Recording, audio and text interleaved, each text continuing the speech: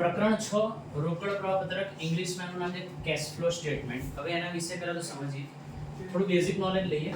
એની અંદર તમને અહીંયા આગળ પ્રવાહ શબ્દ આપ્યો છે.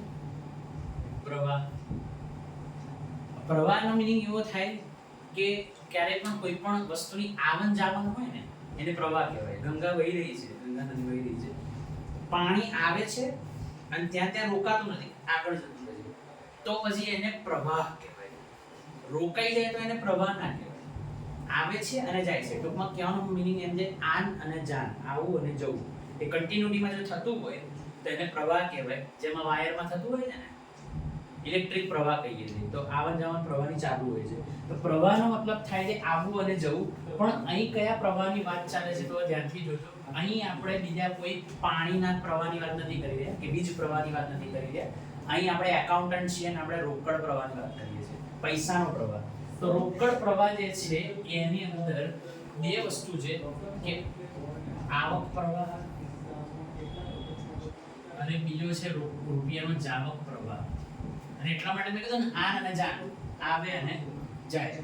તો આવક પ્રવાહ રૂપિયાની આવે એટલે કે જો આપણી પાસે એટલે જ્યારે જો આપણી પાસે શબ્દ બોલો એટલે તમારે એમ સમજવાનું કે આપણે આપણી કંપની છે અને આપણે આપણી કંપનીની વાત કરી રહ્યા છીએ. એટલે કે જો આપણી પાસે રૂપિયા વધે છે કોઈ બી રીઝનથી, રૂપિયા આવે છે કે વધે છે, તો એને રોકડનો આવક પ્રવાહ કહેવાય.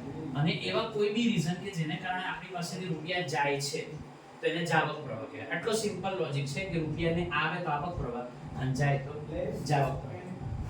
તો હવે આની અંદર રૂપિયાની આવક અને જાવકનો પ્રવાહ તો ખબર પડી, પણ હવે આપણે પ્રવૃત્તિઓ વિશે સમજવાનું છે કે કંપની એવી કોઈ પ્રવૃત્તિ તો કરતી હશે ને કે જેને કારણે ક્યાં તો આવક પ્રવાહ જનરેટ થાય, ક્યાં તો પછી જાવક પ્રવાહ જનરેટ થાય. બરાબર છે? તેવી કઈ પ્રવૃત્તિઓ હોય છે? તો કંપનીની પ્રવૃત્તિઓ ને આપણે કહીશું રોકડ પ્રવાહની પ્રવૃત્તિ. તે કંપની એવી કઈ પ્રવૃત્તિઓ કરે છે એના વિશે હવે આજે આપણે સમજવાનું છે કે કંપની મુખ્યત્વે કોઈ બી કંપની લઈ લો કે પછી કોઈ નોર્મલ બિઝનેસ બી તમે લઈ શકો, એમાં તમે તમારી જાતને બી રાખી શકો કે તમે બિઝનેસ કરતા હો સિંગલ બિઝનેસ, તો તમે તમારી જાતને બી રાખી શકો. બરાબર છે? દરેકને આ લાગુ થાય છે, પણ આપણે કંપનીને રિલેટેડ સમજવાનું છે આખું ચેપ્ટર. એટલે કંપની બોલી રહ્યો છું. રોકડ પ્રવાહની પ્રવૃત્તિઓ જે છે એમાં ત્રણ મુખ્ય પ્રવૃત્તિ છે. પહેલી હોય છે કામગીરી પ્રવૃત્તિ. કામગીરી પ્રવૃત્તિ. બીજી જે પ્રવૃત્તિ હોય છે એ હોય છે તમારી નાણાકીય પ્રવૃત્તિ. અને જે ત્રીજી જે પ્રવૃત્તિ જે હોય છે એને આપણે કહીશું રોકાણ પ્રવૃત્તિ. તો આટલી ત્રણ પ્રવૃત્તિઓ છે કે જે કંપની કરતી હોય છે અને એને કારણે આવક પ્રવાહ અને જાવક પ્રવાહ જનરેટ થતો હોય છે. તો હવે એ પ્રવૃત્તિઓ જે છે એ પ્રવૃત્તિઓ વિશે થોડી આપણે ચર્ચા કરીએ. તો કામગીરી પ્રવૃત્તિ જે છે એની અંદર બિઝનેસને હેન્ડલ કરવા માટે ના જે કંઈ બી ખર્ચા હોય છે એ બધા જ તમારી કામગીરી, એટલે લખે ને કામગીરી. તો ધંધો જે છે કોઈ બી કંપની છે પોતાની ઓફિસ હોય તો ઓફિસ ઉપરથી વેચાણ કરતી હોય, ત્યાં ગાડીથી વર્ક કરતી હોય, બરાબર છે? તો એ બધાના જે ખર્ચા આવે એ બધા કામગીરી પ્રવૃત્તિ કહેવાય. તેમાં કેવા ખર્ચ આવી શકે? તો કે બધા જ ઓફિસ ખર્ચા, બરાબર છે, પછી એની અંદર જે ઘસારો, બરાબર છે, પછી જે કારીગરોના ખર્ચા, પછી ટેક્સની ચૂકવણી, બરાબર છે, કરવેરાની જોગવાઈ, આવી બધી વસ્તુઓ જેમ કે સામાન્ય અનામત ઊભી કરવી, વેચાણ વિતરણના ખર્ચા, એટલે ખર્ચાની અંદર બધા ખર્ચા આવી ગયા એમ માની લો. તો આવી બધી જે વિગતો જે છે એ બધી કામગીરી પ્રવૃત્તિઓમાં જશે. આ ખાલી અત્યારે એક ઉપરથી ગાઈડન્સ લઈએ છે કે જેથી તમે ચેપ્ટરને ત્રણ ભાગમાં ડિવાઈડ કરી શકો તમારા મગજમાં કે જે ત્રણેય પ્રવૃત્તિના દાખલા આપણે આવવાના છે. તો આ ટાઈપનું કંઈ બી દેખાશે એટલે સમજ પડશે કે કામગીરીની વાત કરી રહ્યા છે સર. પછી જ્યારે રોકાણ પ્રવૃત્તિની વાત કરીએ તો રોકાણ પ્રવૃત્તિ અંદર બધી મિલકતના વ્યવહારો આવે.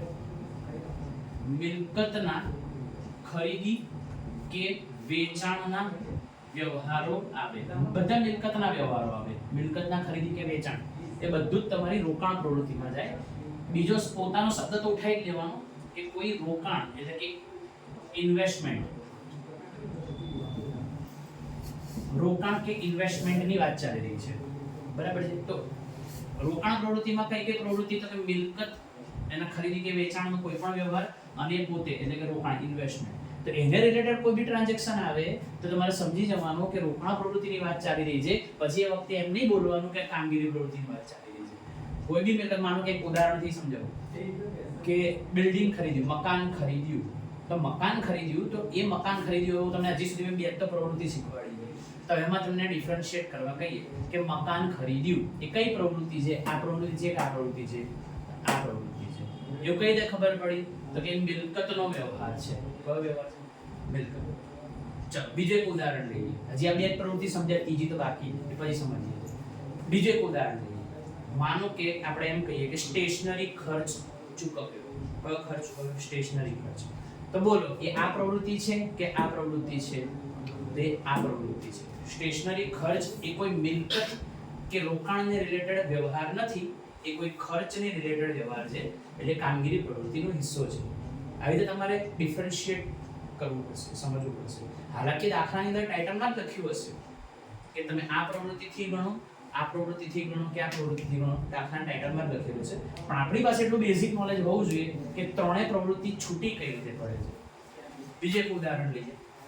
માનો કે આપણે કંઈ યંત્રની ખરીદી કરી, તો યંત્રની ખરીદી એ તમારો રોકાણ પ્રવૃત્તિ જે છે એનો હિસ્સો બને, કારણ કે મિલકતનો વ્યવહાર છે એટલા માટે. માનો કે એમ કે શેર ખરીદ્યા, કોઈ કંપની જે છે એ કંપનીના શેર ખરીદ્યા, બરાબર. તો શેર ખરીદ્યા એટલે કે તમે ઇન્વેસ્ટમેન્ટ કર્યું. રિલાયન્સ કંપનીના શેર ખરીદ્યા, તો રિલાયન્સ કંપનીના શેરમાં તમે પૈસાનું રોકાણ કર્યું છે, ખરીદી કરી, તો પછી તમારી રોકાણ પ્રવૃત્તિમાં જાય, બરાબર. એ ક્યારેય આ પ્રવૃત્તિમાં આવતી નથી. તો એટલા માટે આ એક બેઝિક આઈડિયા આપણે લઈ રહ્યા છીએ. છેલ્લે નાણાકીય પ્રવૃત્તિ જે છે એની વાત કરીએ. તો નાણાકીય પ્રવૃત્તિની અંદર આ જેટલા બી કીવર્ડ આપું છું એમાંથી કોઈ બી કીવર્ડ આવી જાય તો તમારે સમજી લેવાનું કે નાણાકીય પ્રવૃત્તિ છે. અને એ કીવર્ડ આ રીતે છે કે equity share, preference share, debenture, bank overdraft એટલે કે BOD, loan, cash, credit, so and so, એટલે બધી પૈસાની વાતો હતી. આ દરેક વસ્તુની અંદર પૈસાની વાતો છે, નાણાકીય ટ્રાન્ઝેક્શન છે, બરાબર. આ બધા કીવર્ડ તમારે માઇન્ડમાં રાખવાના, અને એને રિલેટેડ આમાંથી કોઈ બી વસ્તુ આવી જાય તો તમને સમજીવાનું જાતે જ કે આ નાણાકીય પ્રવૃત્તિની શરૂઆત કરી છે. સમજી ગયું? ધ્યાન આપો. દાખલા નંબર 16, પેજ નંબર 286, કામગીરી પ્રવૃત્તિનો રોકડ પ્રવાહ બનાવવાની વાત કરી છે. તો જ્યારે બી કામગીરીનો રોકડ પ્રવાહ બનાવવાનું કે ત્યારે આપણે આવી રીતે પત્રક બનાવી દેવાનું છે, બરાબર. પત્રકની અંદર જે અહીં લખ્યું છે એ લખ્યું છે નફા નુકસાન ખાતું, એમાં આખરની બાકી માઈનસ શરૂની બાકી. અહીંયા તમારે 5 વિગત આ રીતે યાદ રાખી શકાય. ઉમેરો બાદ ઉમેરો બાદ બાદ, ઉમેરો બાદ ઉમેરો બાદ બાદ, આવી રીતે ગોખી નાખવાનું. અને હેડિંગ બી યાદ હોવું જોઈએ કે શું ઉમેરવાનું છે, તો કે બિન રોકડ ખર્ચ અને જોગવાઈ હોય તો અહીંયા લખવાના, ઉમેરવાના. બિન કામગીરી આવકો, ખર્ચ ઉપર આવક નીચે, બિન કામગીરી આવક હોય તો અહીંયા જવા દેવાની. આ ખાસ સમજવાનું છે. અહીં લખ્યું છે ચાલુ મિલકતને આગળ મેં માઈનસ નિશાની કરી છે. એનો મીનિંગ શું થાય? એનો મીનિંગ એવો થાય કે ચાલુ મિલકતમાં જો ઘટાડો થયો હોય, શું થયું? ચાલુ મિલકતમાં કોઈ બી રીઝનથી જો ઘટાડો થયો હોય તો એ આ હેડિંગ નીચે જવા દેવાનું. ઇવન ચાલુ દેવામાં વધારો થયો હોય તો પણ એ કન્ડિશનમાં આ હેડિંગ નીચે જ જવા દેવાનું. અને એનું અપોઝિટ કે ચાલુ મિલકતનો વધારો થયો હોય અને ચાલુ દેવામાં ઘટાડો થયો હોય તો પછી આ હેડિંગ નીચે જવા દેવાનું. અને છેલ્લું લખ્યું છે બાદ, એમાં લખ્યું છે કરવેરાની જોગવાઈ, બ્રેકેટમાં લખ્યું છે ગત વર્ષ. એ ગત વર્ષ અને ચાલુ વર્ષ શું કહેવાય અહીંયા સમજીશું. કે તમને દાખલાની અંદર માહિતી આ રીતે આપી છે કે 2016 ની માહિતી આપી છે અને 2017 ની માહિતી આપી છે. એને જરા એલાબરેટ કરીએ, સમજીએ. દાખલાની અંદર જો 16 અને 17 ની માહિતી આપી છે, જોયું તમને? તો એની અંદર જે 17 જે છે ને એને તમારે ચાલુ વર્ષ તરીકે કન્સિડર કરવાનું છે, બરાબર છે. અને જે 16 જે છે એને તમારે ગત વર્ષ તરીકે કન્સિડર કરવાનું છે. ઓકે, ચલો બીજી એક વાત કરીએ કે જ્યારે બી હું એમ કહીશ ને હું તમને જ પૂછીશ દાખલો ગણતી વખતે કે અત્યારે એના કેટલા રૂપિયા છે, કોઈ બી મિલકતની વાત ચાલતી હશે તેમાં હું તમને જ પૂછીશ કે અત્યારે એના કેટલા રૂપિયા છે, તો અત્યારે બોલું ત્યારે તમારે 17 ના બોલવાના, અને હું તમને એવું પૂછીશ કે પહેલા એના કેટલા રૂપિયા હતા, બરાબર છે, તો પહેલા જ્યારે પૂછું ત્યારે તમારે 16 ના બોલવાના, બરાબર છે. હજી એક સ્ટેપ તમને આગળ લઈ જઉં છું કે શરૂની બાકી ને આખરની બાકી કઈ સમજવાની, બરાબર છે. તો જે 2016 જે છે એને તમારે શરૂની બાકી તરીકે કન્સિડર કરવાની, અને 2017 જે છે એને તમારે આખરની બાકી તરીકે કન્સિડર કરવાની. આટલું પહેલા તમારા માઇન્ડમાં હોવું જોઈએ, અને એની મદદથી ત્યાં દાખલો થશે. જોઈએ છે દાખલો સમજીએ છે. રકમમાં ધ્યાન આપો. સૌથી પહેલી વિગત લખી છે નફા નુકસાન ખાતું, લખી છે ને નફા નુકસાન ખાતું, અને અહીં મારે શું કરવાનું છે, તો અહીં મારે લખવાનું છે આખર બાકી માઈનસ શરૂની બાકી. તો મેં તમને કીધું છે કે આખરની બાકી કઈ સમજવાની છે તમારે, તો કે 17 વાળી જે છે તમારે આખરની બાકી સમજવાની છે. એટલે કે તમારી કેવી છે આખરની બાકી 45000, અને માઈનસ શરૂની બાકી કેટલી છે, તો કે શરૂની બાકી છે 30. તો 45 માઈનસ 30 કરશો એટલે જવાબ કેટલો જશે ત્યાં 15000.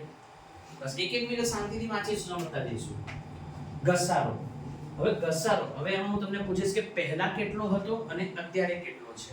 તો પહેલા કહું એટલે કયો જોવાનો તમારે 16 વાળો. તો પહેલા કેટલો હતો ઘસારો 70000, અને અત્યારે કેટલો છે 90000. તો ડિફરન્સ કેટલો પડે તમને 20000. એ બંનેની બાદબાકી કરો. પહેલા 70 હતો, અત્યારે કેટલો થઈ ગયો 90 થયો. તો સિમ્પલી બાદબાકી કરવાની છે. તો એ બંનેનો ડિફરન્સ કાઢવાનો છે. તો કેટલો જવાબ આવે છે 20000. હવે 20000 પ્લસમાં જવાબ આવે છે કે 20000 માઈનસમાં જવાબ આવે છે એ મેં નથી પૂછ્યું, ખાલી આંકડો પૂછ્યો. કારણ કે પ્લસ માઈનસ તમને અહીંથી મળી જ જવાના છે, બરાબર. તો ખાલી આંકડો મેં પૂછ્યો, તો તમને 20000 જે જવાબ આવે છે મેં અહીં લખ્યો, અને એ લખ્યું તમારું ઘસારાની જોગવાઈ, બરાબર. ચલો એના પછી આગળ શું કીધું છે પાઘડી. તો પાઘડી પહેલા કેટલી હતી 55000, અત્યારે કેટલી થઈ 40000, બરાબર ને, ઘટી. તો તમે જો કે પાઘડી કેટલો ડિફરન્સ પડ્યો મને કહો, તો ડિફરન્સ કાઢશો તો 15000. તો પાઘડી જે છે એને માંડવાળ કહેવાય. તે પાઘડી બિન રોકડ ખર્ચ થયો, માંડવાળ થયો. અહીં લખીશું પાઘડીની માંડવાળ કેટલી 15000. પછી આગળ સ્ટોક. તો સ્ટોક પહેલા કેટલો હતો અને અત્યારે કેટલો છે. સ્ટોક પહેલા 45000 હતો અને અત્યારે કેટલો છે 60000. તો પહેલા તો સ્ટોક જે છે ને એ ચાલુ મિલકત કહેવાય એવી તમને ખબર પડતી હોવી જોઈએ. સ્ટોક શું કહેવાય ચાલુ મિલકત. હવે એટલું તો ખબર પડે ને. હા, તો સ્ટોક ચાલુ મિલકત છે, અને તમે મને એમ કહો કે એમાં વધારો થયો કે ઘટાડો થયો. તો પહેલા કેટલી હતી 45 હતી, અત્યારે કેટલી થઈ 60 થઈ. તો વધી ગઈ ને. પહેલા 45 હતી, અત્યારે 60 થઈ ગઈ, તો વધી ગઈ. એટલે કે ચાલુ મિલકતમાં પ્લસ થયું. તો જો પ્લસ ચાલુ મિલકત દેખાય, આ હેડિંગ નીચે જશે, સમજ પડે છે. આ હેડિંગ નીચે જશે, ત્યાં લખીશું આપણે સ્ટોકમાં વધારો. કેટલાનો સ્ટોકમાં વધારો થયો તમારો 15000. ચાલો એનાથી આગળ સમજીએ સ્ટોક. પછી શું છે દેવાદારો. પહેલા કેટલાના હતા અને અત્યારે કેટલાના છે. દેવાદાર પહેલા 90 ના હતા અને અત્યારે કેટલાના છે 50000. તો ઘટી ગયા. હા પણ ઘટી ગયા. ચલો એ વાત બરાબર. તો પહેલા દેવાદાર એ શું કહેવાય ખબર હોવી જોઈએ. દેવાદારને ચાલુ મિલકત કહેવાય. દેવાદાર શું કહેવાય ચાલુ મિલકત. હવે તમે જુઓ કે એ ચાલુ મિલકત એટલે કે દેવાદાર ચાલુ મિલકત હતી, એમાં શું થઈ રહ્યો છે ઘટાડો થઈ રહ્યો છે. એટલે આ હેડિંગ નીચે જશે, અને અહીંયા આગળ આપણે લખીશું દેવાદારમાં ઘટાડો. દેવાદારમાં ઘટાડો. ડિફરન્સ કરીને મને કહો કેટલો ઘટાડો થયો 40000 નો ઘટાડો થયો, બરાબર ને. ચલો 60 90 અને 50000 તમારે 40000 નો ઘટાડો થયો. એના પછી શું છે વાંચો દેવાદાર. પછી શું છે લેણદાર. લેણદાર પહેલા કેટલાના હતા અને અત્યારે કેટલાના છે. પહેલા અને અત્યારે એટલે જ મેં ક્લેરિફાઈ કર્યું છે તમને કન્ફ્યુઝન ના થાય. દેવાદાર સોરી લેણદાર પહેલા કેટલા હતા તમારા 60, અત્યારે કેટલા થયા 40000. તો ઘટ્યા કે વધ્યા. પહેલા 60 હતા અત્યારે 40 થઈ ગયા. તો બટ ઓબ્વિયસ છે, નાના છોકરા પૂછે તેને ખબર પડે કે ઘટી ગયા, બરાબર છે. તો લેણદાર જે છે એ ચાલુ દેવાનો હિસ્સો હોય છે.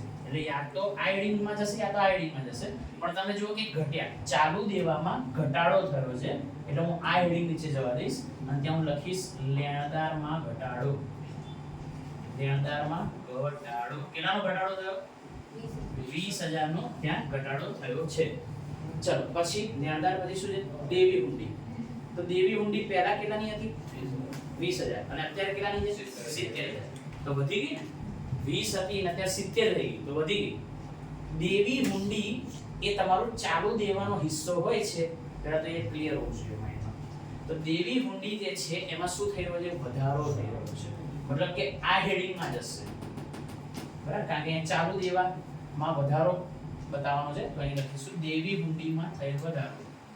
દેવી હુંડીમાં વધારો. કેટલાનો વધારો થયો? 50000 નો. બોલો સમજાય કે નહીં સમજાતું? જસ્ટિફાઈ કરીએ જે મિલકત છે કે દેવા છે, અને જોડે એ બી જસ્ટિફાઈ કરીએ છે કે પહેલાની કમ્પેરિઝનમાં અત્યારે વધ્યા છે કે ઘટ્યા છે એ પ્રમાણમાં ગોઠવીએ છીએ. હવે આથી સિમ્પલ શું હોઈ શકે 12મા ધોરણમાં? ચલો એના પછી અગાઉથી ચૂકવેલ ખર્ચા. અને પહેલા કેટલાના હતા? 15000. અત્યારે કેટલાના છે? 10000. તો અગાઉથી ચૂકવેલ ખર્ચમાં શું થયો છે? ઘટાડો થયો છે. પહેલા 15 હતા, અત્યારે 10 થઈ ગયા. હવે અગાઉથી ચૂકવેલ ખર્ચ જે છે એ તમારી મિલકત કહેવાય. એટલું બેઝિક નોલેજ આપણી પાસે હોવું જોઈએ. અગાઉથી ચૂકવેલ ખર્ચા, પ્રીપેડ એક્સપેન્સીસ, એ આપણી શું કહેવાય છે? મિલકત. તો એની અંદર શું થઈ રહ્યો છે? ઘટાડો. મિલકત હતી અને એમાં શું થઈ રહ્યો છે? માઈનસ, એટલે કે ઘટાડો થઈ રહ્યો છે. તો આ હેડિંગ સજેસ્ટ કરે છે આપણને. તો ત્યાં લખીશું અગાઉથી ચૂકવેલ ખર્ચમાં ઘટાડો. કેટલાનો ઘટાડો થયો છે? 5000. ડન. હજી પત્યો નથી દાખલો. નીચે વધારાની માહિતી આપી છે, જરા એની પર નજર મારો. તો વધારાની માહિતીની અંદર તમને એવું કીધું છે ડિવિડન્ડ મળ્યું. શું કીધું છે? ડિવિડન્ડ મળ્યું. તો મળ્યું શબ્દ આવક બતાવે છે. તો અહીંયા આવકના હેડિંગમાં લખીશું ડિવિડન્ડ મળ્યું. કેટલા રૂપિયાનું મળ્યું ભાઈ? 2000. ચલો પછી વાંચો તમે. વ્યાજ ચૂકવ્યું. તો તમે ચૂકવ્યું બોલ્યા ને, તો ખર્ચ છે. શું છે? ખર્ચ. તો ત્યાં લખીશું વ્યાજ ચૂકવ્યું. કેટલું છે વ્યાજ ચૂકવ્યું? 3000. પછી વિગત વાંચો છો. ભાડું મળ્યું. મળ્યું બોલ્યા ને એટલે આવક કહેવાય. તો અહીં લખીશું ભાડું મળ્યું. કેટલું મળ્યું ભાડું? 10000. પછી બીજું કઈ આપ્યું છે? પતી ગયું ને? સારું. હવે તમે જુઓ કે આખા દાખલામાં ક્યાં છે? મેં પ્લસ માઈનસ કોઈ બી જગ્યાએ એપ્લાય નથી કર્યા. હવે એપ્લાય થશે સૌથી છેલ્લું. પણ એ પહેલા કરવાનું શું છે? જુઓ, એને સ્ટેપ વાઇઝ ટોટલિંગ બહાર જવા દેવાનું. શું કહેવાય એને?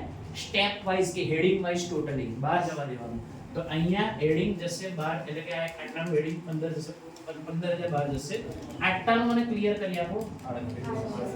હાલ પૂરતું તો પ્લસ જ કરવાનું છે. 20 ને 10 30 ને 35 38 so કે 38000. હવે આ બંને જે છે એ સેપરેટલી કરી આપો મને. અહીં જશે 12000. પછી અહીંયા ત્રણ વિગત જે છે એનું સેપરેટલી કરી આપો. 40 50 90 ને 5 95000. અને આ જે બંને જે વિગત છે કરવેરાની જોગવાઈમાં 0 મૂકી દઈએ છે, એટલે 35 અહીંયા આટલાનું જતું રહેશે બહાર 35000. ઓકે. અને હવે શું કરવાનું છે? હવે તમારે ધ્યાનથી જોજો ભાઈ, આ વિગત અને આ વિગતની વચ્ચે કયો સંબંધ છે? ઉમેરો. તો એને ઉમેરી આપવાનું. કરી આપો. ઉમેરો. તો અહીં મૂકવું છું 53000. 53000. ડન. સમજ પડે છે? આની અને આની વચ્ચે આ રિલેશન છે એ કીધેલું છે. હવે આ જે 53000 આયા એની અને આ 12000 ની વચ્ચે કયો રિલેશન છે જોઈ લો. બાદનો રિલેશન છે. તો કરવામાં ત્યાં બાદ 41000. ઓકે. 41000 અને આ પછીની જે અમાઉન્ટ આવે છે એની વચ્ચે કયો રિલેશન છે? ઉમેરવાનો. તો ઉમેરી આપો. 41000 માં 95000 ઉમેરો. શું આવે છે? 1,36,000. એ 1,36,000 ની જે અમાઉન્ટ આવી એની અને આની વચ્ચે કયો રિલેશન છે? બાદનો રિલેશન છે. બાદ કરી આપો. 1,01,000. 1,01,000. ઓકે. અને એ જ તમારો ફાઇનલ આન્સર છે. જો જવાબ પ્લસમાં આવે, શું આવે?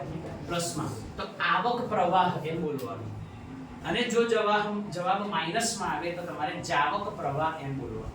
જવાબ પ્લસમાં આવે તો આવક પ્રવાહ. તો અહીંયા જવાબ પ્લસમાં છે ને, આ જવાબ કેવો છે? પ્લસમાં. તો એ લખીશું કામગીરીનો આવક પ્રવાહ. પાછળ જવાબ ચેક કરો. કામગીરીનો આવક પ્રવાહ 1,01,000